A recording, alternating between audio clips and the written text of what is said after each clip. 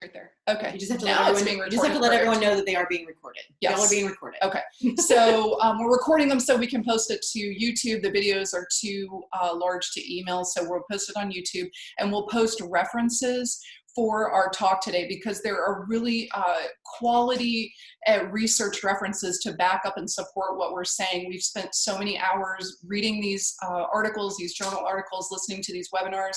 And one thing I want to start by saying is, I think what's important is when you really want to know what's happening from the medical perspective, like forget the politics, forget all the theories, forget those things.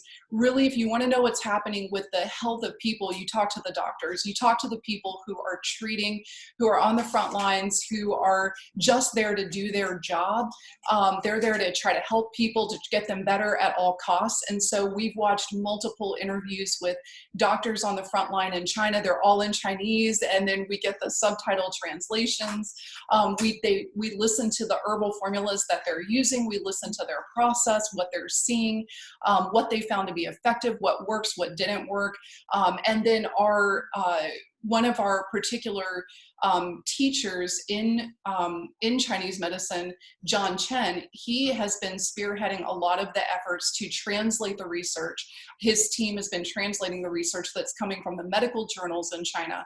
And we find that to be extremely helpful. He's doing webinars. I mean, there was another one this afternoon. He had 180 slides. I mean, let me just show you. We were going to show you guys this so you could see. John Chen wrote our two herbal textbooks. So you can see the thickness of this. If anyone's having trouble sleeping, please just ask to borrow a copy. But this is just one, and John Chen wrote this. He is not only an Oriental medical doctor, but also a Western pharmacologist. He has a PharmD. This is just the one on single herbs. So first year and a half of school, we learn 1.5 years of all the single Chinese herbs that are used in formulas, right? What they do, what their actions are, what they treat, okay? Then in the second year and a half of the 3-year program, we move on to this book, which you can see is even thicker. And this is the Chinese herbal formulas and applications that also written by John Chen, the pharmacist and Oriental medical doctor. So this man knows what he's talking about, and he knows how to understand the pharmacology of herbs. And like we said, he's the one that's bringing a lot of this research to us so that we can help disseminate it to you guys. So first we want to talk about herbs in general. So whenever you are going to take a Chinese herbal formula, you do want to make sure that you are getting a quality herbal formula by a reputable company, okay? So yes, there are poor quality Chinese herbs out there. Some of those are the ones that are found over the counter in like Asian grocery stores, for example, will sell like the little tea pills, the little black round pills.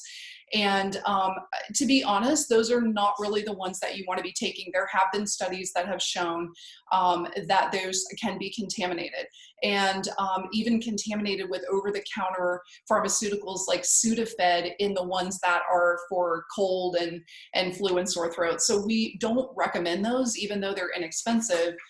They are not worth it because you just don't want to take things that have been contaminated. So any good acupuncturist, practitioner of Chinese herbal medicine is going to use reputable quality herbal products. Our line that we use most often is Evergreen. It's actually formulated by Dr. John Chen. So we respect him so much. We utilize his formulas. And all of the companies, though, here in the United States that are good companies, they test the herbals that come in. The raw herbs are tested for contaminants. And you can go to the companies and get information about the testing, the results of the testing. They do liquid chromatography, mass spectrometry. That ensures the active ingredients are in the herbs, and it ensures that there are no contaminants.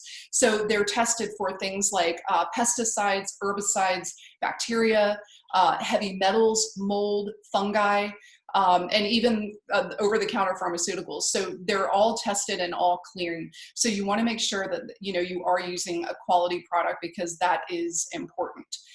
So next, Amanda's going to talk about how herbs are delivered, how they're actually formulated and how the delivery methods can be done in for you to consume them.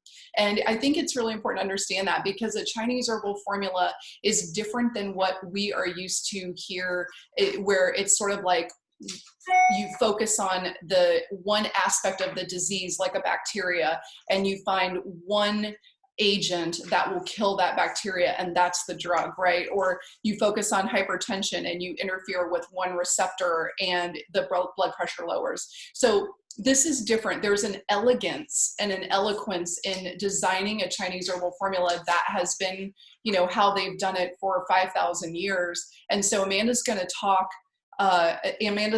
about that, and so I'm going to turn it over to her for a moment. Yeah, hi. So I like to think of a Chinese herbal formula almost like a recipe. There are a lot of different components, and when they come together, it creates something that's bigger at the end than it would have, you know, with that synergy, than it would have been with all of the ingredients individually. So a formula can be a combination of different individual herbs. They can be delivered a few different ways. The most common and traditional one is to decoct it, which means to steep those herbs raw in water. And it needs to actually be in a certain kind of pot, a ceramic pot or stainless steel, so there's not any kind of chemical reaction. It's a little bit of a process. There's usually a boiling and a steeping and a draining and then maybe another boiling, which is why it's not done as often in America, but this is a traditional way that a formula is created, steeped, and then made into a tea or a soup, and then that's administered to the patient. And that can be diluted down a little bit for taste and things like that. And what Angela was saying is the beautiful thing about creating herbal formulas is that they can be specified for each patient. And by combining the individual properties, you can treat the person's condition more specifically to help reduce or release the side effects from other herbs, also to treat multiple conditions all at once. And as the patient progresses through their treatment plan, you can modify that herbal formula as well as certain symptoms are resolving and as we move into more tonification or other treatment principles. So that's why herbal formulas are so wonderful, because they can really be customized for each patient. And I love what Angela said about that inherent beauty of those TCM formulas, that the ingredients are balanced in a way that promotes the synergy effect. So at the end of the day, we treat a combination of different things and helps get the patient better faster. So the way that they break it down is there's 4 different helpers, 4 different components of the formula. They're known as the chief, the deputy, the assistant, and the guide, or we know them more traditionally as the emperor, the prime minister, the minister, and the envoy. So that first level of herb is going to be the one that treats the most primary symptoms. It's going to be your chief herb, if you will, the bulk of that formula. And then that's going to be to help to work directly on the etiology and the pathology, so those most concerning symptoms. Yeah, like your chief complaint. Yeah, your chief complaint. So if a fever is what you're coming in for, or the shoulder pain or whatever, it's going to directly go to work on that. Then that's the emperor. Then the prime minister is going to help to enhance the results of that emperor's job. Also help to control some of those chief complaints. Then the minister goes in to help treat secondary symptoms and to minimize any of the effects of that emperor and the prime minister. So if there might be something in there that might be a little bit too strong, then that third guy goes in there to help sort of modify and tonify so everybody's playing nice. And then the last one is the envoy. It's the herb that can be used to moderate any effects, and also can help to adjust the taste, which sometimes can be a little bit bitter, but it also can be sweet. It just depends on that combination of herbs. So that's a decoction. And then you can move into a granule. So that, again, that takes a couple of days. That's only a couple of days worth of formula. So just to make things a little bit more convenient and more effective for us to get into our bodies, we do granules, which are the decoctions that are then freeze-dried and granulated. And those can be mixed with hot water and then make a tea like that. Those also, can be modified a little bit with the strength and the dosing, things like that. And then more commonly even is to just create those granules and put them into a pill form. Capsules, yeah. And capsules or tablets. And this is what that bottle would look like. These are filled with the capsules. Right. So I think it's important to remember that, because when you see like an herbal formula and you take a capsule of that, right, it is not just like the twigs and the berries or the leaves, you know, or the roots ground up raw and put into that capsule. It's actually gone through that process of being decocted, right? Being decocted. So the synergy and the blend of all of those herbs have been created together, and then it's freeze dried, right? And granulated and put into the capsule. So Americans typically like taking capsules. We're used to that. But in China, you know, everything really is done mostly by decoction, and they're used to taking their twigs and berries home from the herbalist and boiling them up on the stove and drinking it 3 times a day, and then you go back and do it again, and then you do it again. Yeah. So that's just an interesting history about how Chinese herbs are manufactured. So let's talk a little bit about their classification of the action in the body, and this starts getting into how it relates to COVID-19. Okay, so we do want to be careful to say that unfortunately the FDA, which we understand their reasoning, is really coming down hard on anyone trying to say that they're doing things to prevent or treat COVID-19, because there isn't any one agreed upon treatment or anything to technically prevent it. So what we want to talk about is what has been done in China with studies and research to back it up. We can talk about reduction of risk. I think that's important just in general. I don't think even calling something preventive medicine is even good. There's nothing that any of us can do that if we do that specifically, we can 100% guarantee ourselves we're never going to suffer from a chronic disease or we're never going to become ill. So instead, we should really be talking about reduction of risk across the board, right? How do we mitigate risk? How do we improve our immune systems and our overall health so that we reduce the risk of acute illness, in this case with COVID-19, or chronic disease if we're on to different topics, right? And then in terms of treatment, again, what we'll talk about here is what has been done in China effectively with statistics behind it. And we'll just say that this is what they're doing to treat people with COVID-19, not to treat the virus itself, right? Because as you guys can see from even just the news, you'll see so many different manifestations of COVID-19. You'll see different people having different symptoms, progressing to different stages of the disease. So it really is, even though it's one virus, right? Although there's several strains of that particular virus, we know, but it's still the people that get the disease that you need to understand how they're manifesting those particular symptoms so that that Chinese herbal formula can be best matched to their symptomology, right? So in Chinese medicine, the early stages of the COVID-19 viral illness, or any viral illness, right, for that matter, is considered to either be a wind cold or a wind heat type invasion. So in Chinese medicine, you have the different ways that disease enters the body, okay? And one of them at the early stages is it's through wind. It's on the means it's at the, all that means is that it's invaded from the outside, and it's at the superficial layer, or what we call the exterior, right? Yeah, so, and that's also the defensive level. Amanda's going to talk about that in just a second. So we typical symptoms that would be, this would be your early stage of a viral illness. So headache, you know, sneezing, sore throat, right?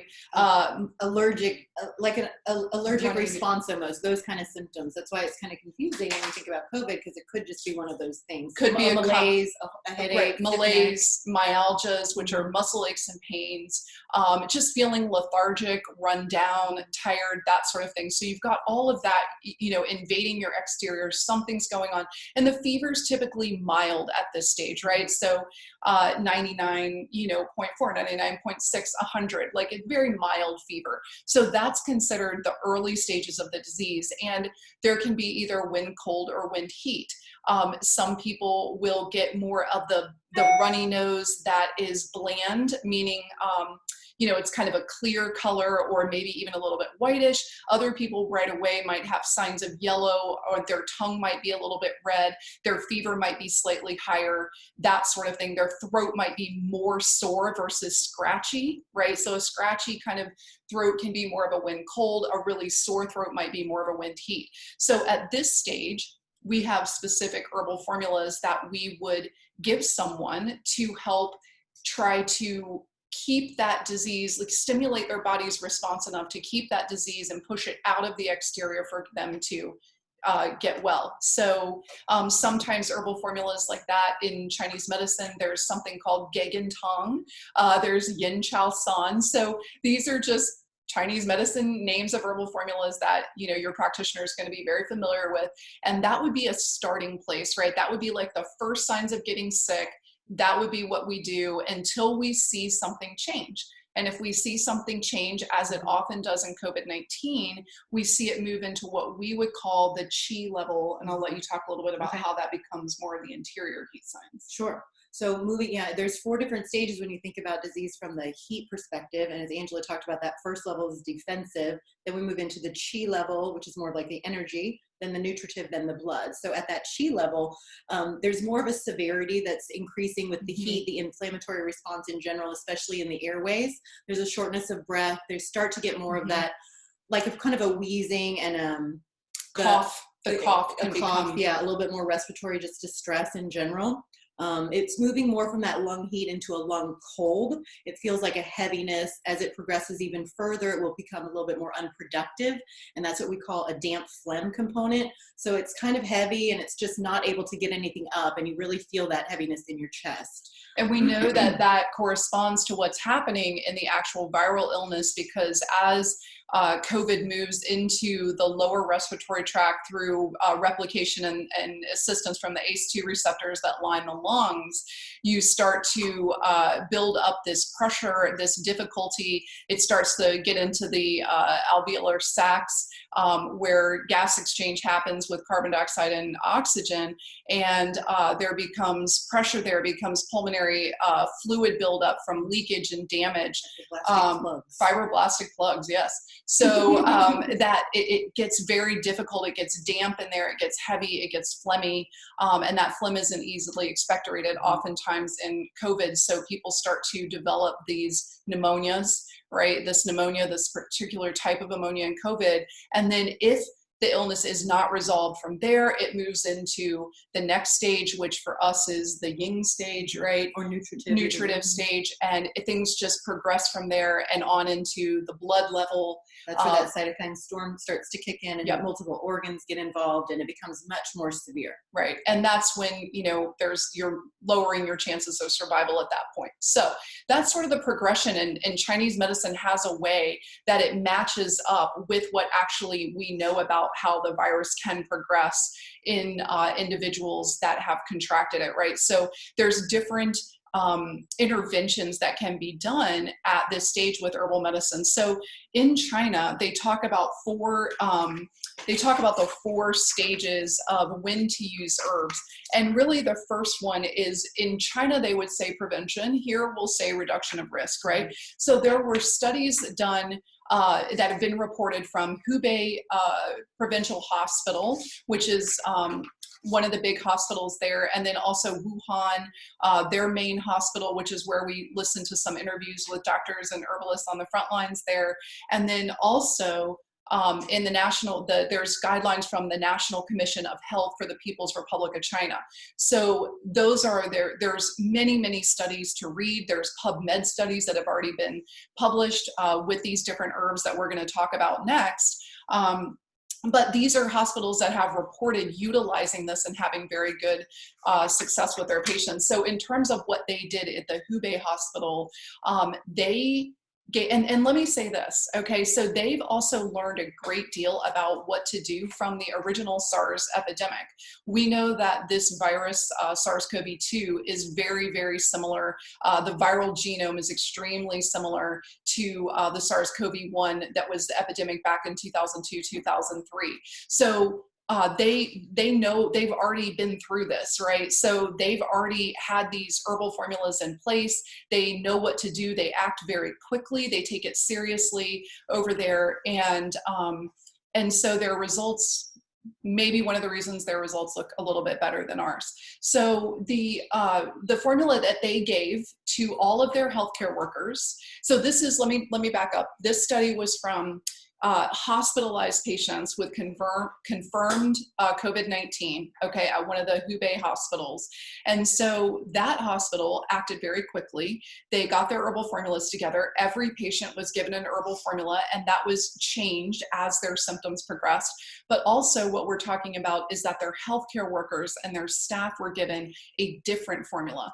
And that formula is called Yu Ping Feng San, okay?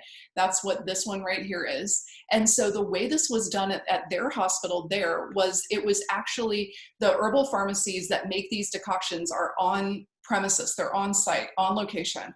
And the healthcare workers, from the doctors to the nurses, anyone that's on shift or on staff, when they come onto their shift, they first report to the pharmacy.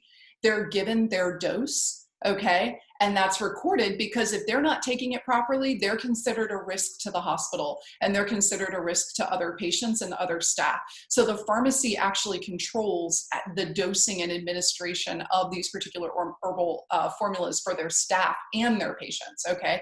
So this particular formula was used, and it's given at the beginning of the shift and at the end of the shift. They have to take it every day. They're required to take it. And in that particular hospital, no healthcare workers got sick. And this is a very classic formula that's being used across China. It's been used across China for thousands of years, but it's especially been used to help build immune resilience for these types, particularly these types of outbreaks or epidemics. The main ingredient in that particular formula is huang qi. Okay, and huang qi is the Chinese herb for astragalus. And so some of you may wonder, well, why shouldn't I just go buy astragalus, you know, off the shelf somewhere, I guess, or order it on Amazon, as we do these days. And one of the reasons that goes back exactly to what Amanda was talking about earlier is the synergy of this formula of Yuping Feng Sun, and how they can also then modify it to fit what's happening with this particular epidemic. Mm-hmm. So if they see more fever, more sore throat, more things like that, they'll often modify Yuping Feng Sun and add a little bit more herb to clear heat, clear exterior heat, soothe the throat, that sort of thing. So that is one of the main formulas, and we have been using that with our patients here. You know, you want to talk about that for a minute, about just Yuping Feng San, and how the only problem is with really supply, but yeah. Right. So Yuping Feng San traditionally, as Angela said, it's been used for thousands of years. It translates to jade windscreen. So at the change of season, especially in the fall, when we become more susceptible to coughs, colds, and flu, they would actually put up a jade windscreen to prevent some of that cold and wind from coming in. As we had said, this is a wind heat or wind cold exposure that is that first level of pathogen. So COVID in particular is a wind heat. But Yuping Feng San traditionally been used for centuries to help people to strengthen their immune system and generally be more reduced risk, resilient, more resilient in general, of catching some of those pathologies that come about in the fall. So like she had said, huang qi in particular, it helps to stimulate your body's own T cells, and then the B cell production, which is what helps to create those antibodies. Yes. Correct, Miss Functional Medicine? Excellent. So those things are happening just with that one herb. And then as we continue to add the Prime Minister and the Minister and the Envoy, those again help to create more of a synergistic effect to strengthen the lung in particular, to strengthen the gut health, so that immunity where it's stemming from can get the proper absorption from the food. The food you're taking in is being broken down and absorbed in the right way. So all of these herbs together help your body to function at its best, to really help to keep you strong against pathogens and to strengthen that outermost layer, that defensive layer, so your body again just isn't as susceptible to those things getting in the first place.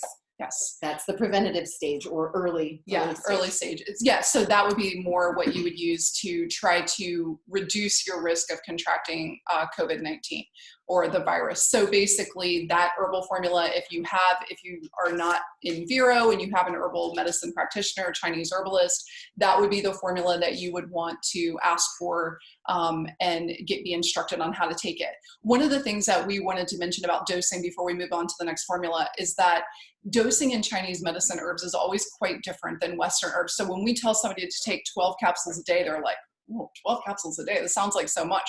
But remember, it's about having to get what you would get in cups of tea into these small capsules after the granules have been freeze-dried. Mm-hmm. So a traditional decoction, you want to get about 6 grams of the herbal formula into you a day. And to get 6 grams of an herbal formula, most of the capsules contain about 0.5 gram of granulated extract per capsule. So that's why it typically takes, for the average adult, anywhere between 150 and 200 pounds. They're around, average age 45 to 65, you're looking at about 12 capsules a day. If you're a little older, if you weigh a little more, that dosage gets adjusted to a little less or a little more, depending on those particular statistics, your own body, your age, those sorts of things. So Chinese herbs are very specific and very customized in that way. And what I always like to say about herbal formulas, even that might seem like a lot, at the end of the day, it's a plant, it's a food, basically. So even though it might seem like, oh wow, 12 capsules, you can really know that there's only 5 or 6 herbs in there. They're very recognizable. It's a flower or it's a tree or something like that. So yes, it's safe. It's safe. Yes. I mean, it has well to be tolerated. Right. And that's the other thing though, is you do want to make sure for this particular herb, Yuping Fang San, it is very, very well tolerated by most people. The only people that should not take that are people who have autoimmune disease, or possibly are on immunosuppressive drugs from organ transplant, or maybe a severe autoimmune illness. And that's because the Huang Qi, the astragalus, is so powerful at tonifying the immune system or strengthening the immune system. That's what your immunosuppressant drugs are trying to do. You don't want to overstimulate someone's immune system who has an autoimmune disease, because their immune system is already overreactive and sort of attacking the body, its own self in some way. There's another herbal formula. So you may have heard that some patients with COVID-19 will present with gastrointestinal symptoms first. So we've seen varying statistics on this. It's upwards of the highest statistic we've seen is up to 30% of patients will present first with nausea, diarrhea mainly, occasionally vomiting, but it's more of this like anorexia, this lack of appetite, not wanting to eat, nausea, and particularly diarrhea. That is a particular form of dampness in Chinese medicine. We think of dampness as anything sticky, heavy, and that could be phlegm and mucus, but it could also be diarrhea. So that particular formula, Huo Shang Shen Qi Shang, I know it's a lot of names, a lot of shushings. That particular formula is meant for the early stage of that. So when you present with the diarrhea first, to try to help your body resolve that and keep you from getting a more advanced form of the disease. So with the Chinese herbal medicine, it is different in that everything needs to be customized and reviewed to make sure you're on the right herbal formula. It's not a one-size-fits-all approach. And that actually, when it's in that level, it's already moved past that exterior level and it's already getting into some of those internal organs. So you can also look at it like that. It's already progressed a little bit further, or it's just manifesting in somebody a different way. Yeah. Yeah, so some people do get that in the early stages. Okay, so then what we want to talk next about is if you do become ill and you have progressed through these early stage symptoms, maybe you tried a formula and you got worse, or maybe you got sick and it kind of hit you strong in the beginning. Okay, so what happened in China, this is very interesting what they did, okay? So because a lot of hospitals in China have both in the same hospital, an integrative department. They have their Western branch and they have their Eastern branch, where you actually have the herbal pharmacies and you have the Chinese herbalist and herbal medicine practitioners and acupuncturists. You have them on staff, you have them at the hospital at the same time. We watched videos of the medical doctors leading the way and the herbalists like right behind them, going and checking on patients, doing rounds. They would adjust and change the formulas at the hospitals that had the capacity to do this, right, to individualize the prescriptions. And 3 days later, if that particular formula needed to be tweaked a little bit, they would tweak it, change the formula, keep moving on. The statistic is that the leader of China, Xi Jinping, he declared near the end of January that all hospitalized COVID-19 patients would receive herbal treatment. So it didn't matter what province of China you were in, it didn't matter where, and government provides these herbs for their patients and for the staff, so accessibility is not a problem over there. So from the end of January, all of the patients that were diagnosed and hospitalized with COVID-19 did receive herbal treatment. The success rate that is in the statistics is around 92% of patients receiving herbs. So think about this, right? What happened was, as you guys all saw, the epidemic evolved, the pandemic started as an epidemic, evolved into a pandemic so quickly that Wuhan could not handle all of the patients that needed to be hospitalized. So you saw all these sort of makeshift hospitals go up very quickly, and to house and take care of the patients who were sick.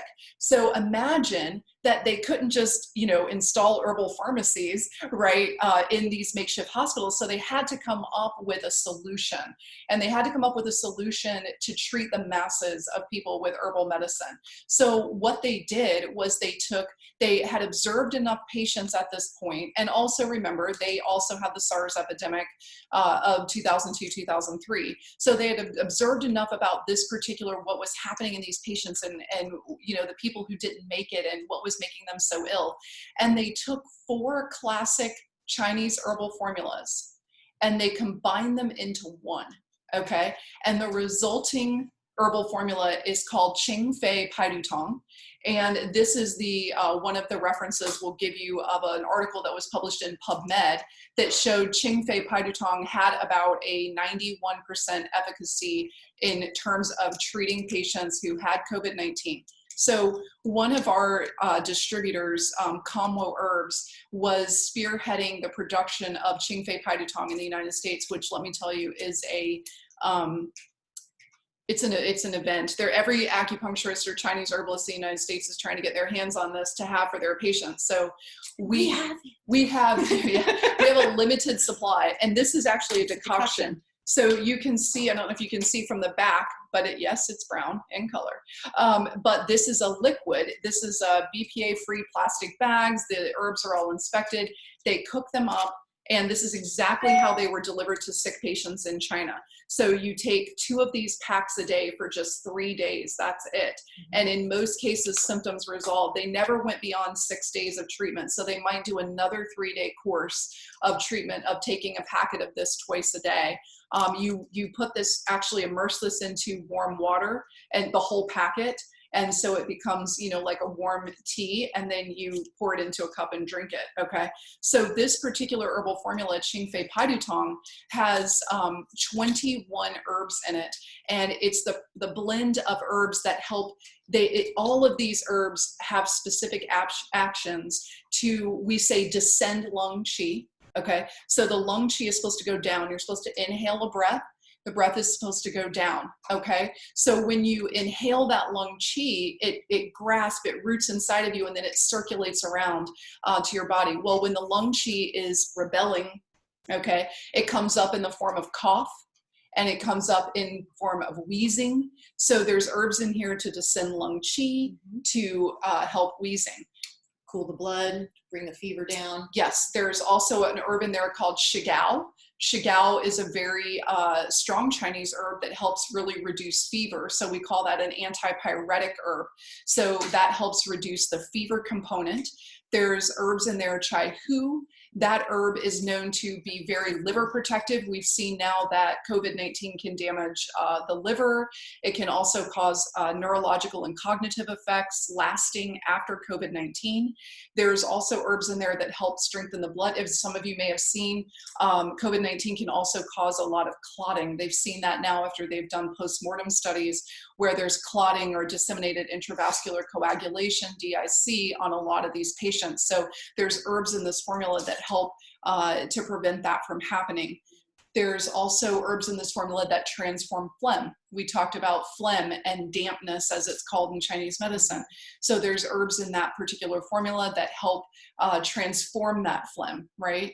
And let's see, descending lung qi, stopping wheezing, cough, phlegm, What I think is amazing about this formula is there's nothing new in Chinese medicine, right? As we said, thousands and thousands of thousands of years. Until now, this is a new formula based on 4 traditional ones, but it's pretty exciting that we have it And we are familiar with all the herbs that are in it. As we said, they're based on traditional formulas. So yes, it's effective for a lot of the different symptoms for a majority of the people. It's not going to treat everything for everybody in the same way, but as Angela has indicated, it was met with great success in China. So yes. This is what we have. If you or anyone you know becomes ill, we can we would line do of defense. Right, and we would do herbal medicine consult, telehealth first, and that could be as simple as a 15-minute conversation with one of us over telehealth, or 30, or just depending on how many questions the person has and how sick they are. But because Chinese herbal medicine is not a one-size-fits-all, and there are very potent herbs in these particular formulas, they do need to be monitored. They need to be prescribed by a Chinese medicine practitioner. So that's and you know, we were constantly monitoring the different herbal supply companies to see when they get back in stock of certain things. So we have that particular formula in a decoction about enough for 40 people, and we have it in a powder formula enough for 12 or so more people. And we've already used it with one patient. We had a girl around 20 years old.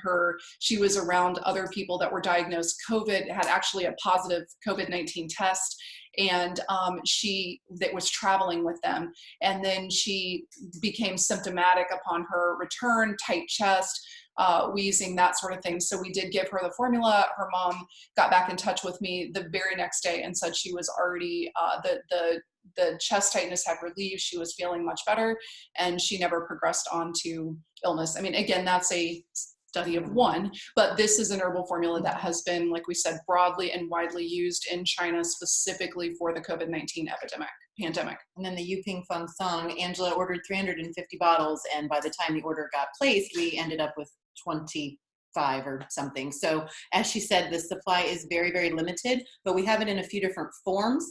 We have it from another supplier. It's called silver flower. No, that's the that's the Qingfei Paitutong. Okay. We have con herbs. But we have a couple of different forms of the Yuping Feng Song. It's the same ingredients. Formula. Yeah, it's the same formula. So we did get more shipment, but we did get more herbs than the 20 as we were checking different suppliers and able to source them from different quality vendors. But yeah, when we were like, great, we're gonna have enough to treat like 120 people, and then it was like we got 20 bottles.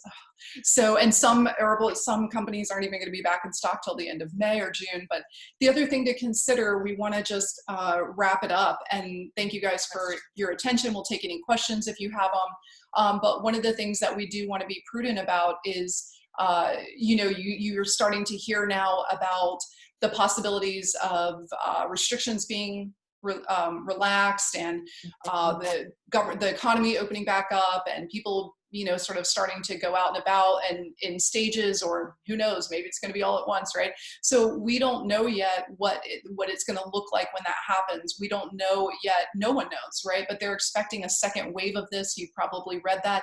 And whether that comes quickly, if too many people get back out into the community all at once, or if things sort of settle down and then we see another wave, which is what Dr. Redfield of the CDC is expecting, another wave in the winter time to be coinciding with flu season, then these herbal formulas are necessary and helpful long term. So don't forget about them, even if you may not use them now. Typically the fall is a good time. If people take a break over the summer and things do seem to, let's say, chill out a little bit, then around September, October, that's when you'd want to start back on your Yuping Feng San, or getting your immune system more resilient, as we say, and prepare for in advance, and not be proactive instead of reactive, right? None of us had a lot of time to be proactive in this particular crisis, although we've done what we can. So we basically want to do everything we can as this moves forward, and as we understand more what may happen as time goes on, and as people may become reinfected, either reinfected, which we don't know, or if we get that second wave, or if numbers start going up when people start opening up and getting back out in the community again. So if anyone has any questions, Zoom, you can type it into your chat or unmute your mic for a moment. Or if anyone on Facebook Live happens to have a question, you can type it in your comments. And otherwise, we would let you know still that if anyone didn't catch our talk on Saturday, we do have antibody testing available. You can contact the office, call us, email us, Facebook message us, Instagram, DM us. I mean, good Lord. We can get in touch. Yes, you can get in touch with us if you're interested in antibody testing.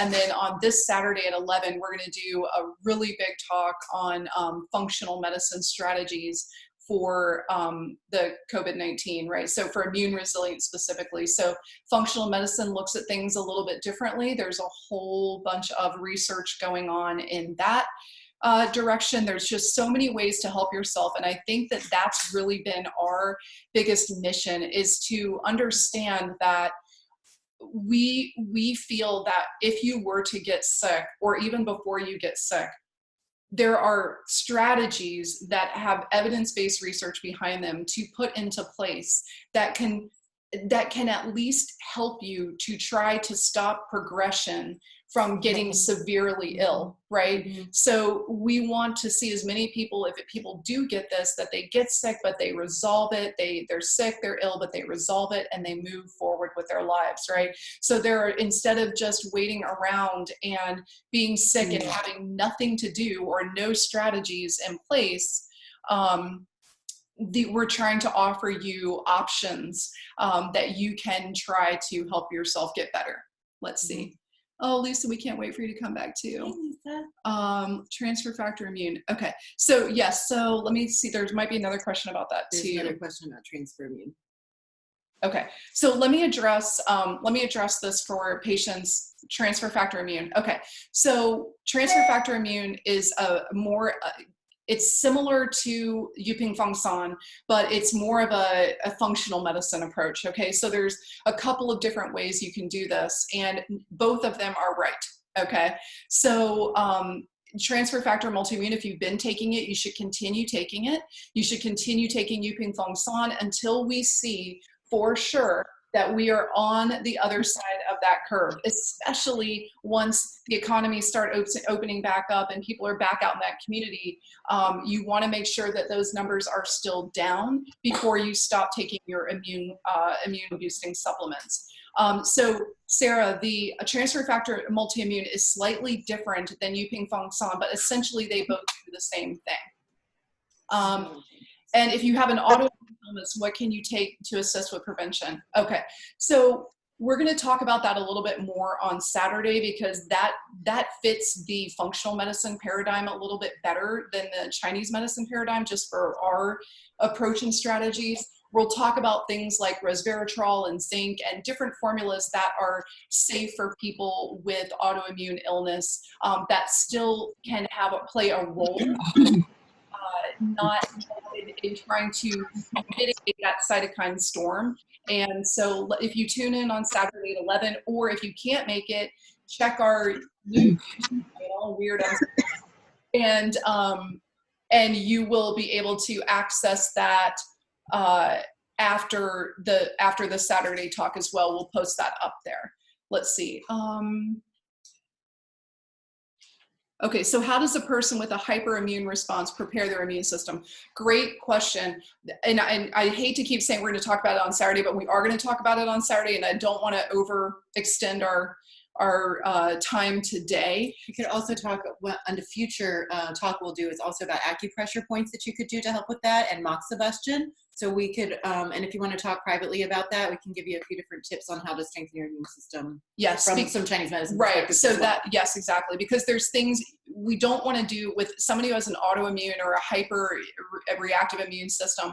We don't really want to do things to directly stimulate the immune system, but you have to think of it like this, and we'll talk about this more on Saturday, but a little teaser, okay, is immunity is made up of more than just one function, okay? So it's not just increasing natural killer cells, it's not just increasing T cells, it's not just increasing IgA, there's a robust way that your immune system works, and there's ways that you can support your immune system without overstimulating it for the people that need to be more cautious due to an autoimmune disease, and we will get into it on Saturday, I promise. And I like to say that that is what we talked about in the beginning as far as cultivating your chi. And that is just a good lifestyle practice. I like to tell my patients that acupuncture and self-care, qigong, all of this, the supplements, the formulas that you take, those things that you do on a regular basis, if and when life hands you this mental, emotional, physical trauma, or, you know, COVID, then you're a little bit better prepared to handle the effects of it. You can take care of yourself, your family, and friends. You have a little bit more strength and resilience, so it, one, doesn't affect you as much, or you can recover from it that more quickly. So again, all of these practices are things that myself and Angela and the other practitioners do on a regular basis. So you're always just prepared for whatever.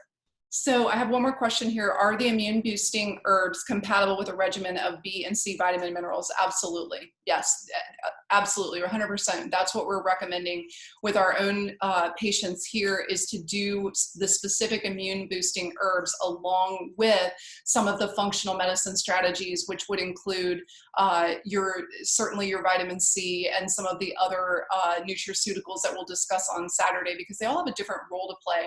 But the Yuping Feng San, specifically the one that we're talking about today, the immune boosting herbs, that one in particular, yes, it's absolutely, jade windscreen is its common name.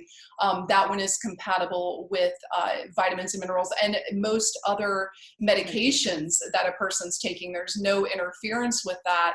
It's like we said, the only contraindication with that formula is someone who's on immunosuppressants from organ transplant or autoimmune disease, or has a known autoimmune disease. So, okay, we thank you guys for watching and tuning in, and we will be back on Saturday 11. Saturday morning at 11, I'm actually going to have our third practitioner with me that time, Chelsea Dodd. She has a master's in clinical nutrition as well as being an acupuncture physician and doctor of Oriental medicine. And we're going to spend some time on giving you at least the top 10 supplements with research-based evidence behind them, to talk about the functional medicine strategies, and we'll talk about that immunity so that you guys understand it a little more, that it's not just one pathway or process in the body. It's a synergy, it's an orchestra.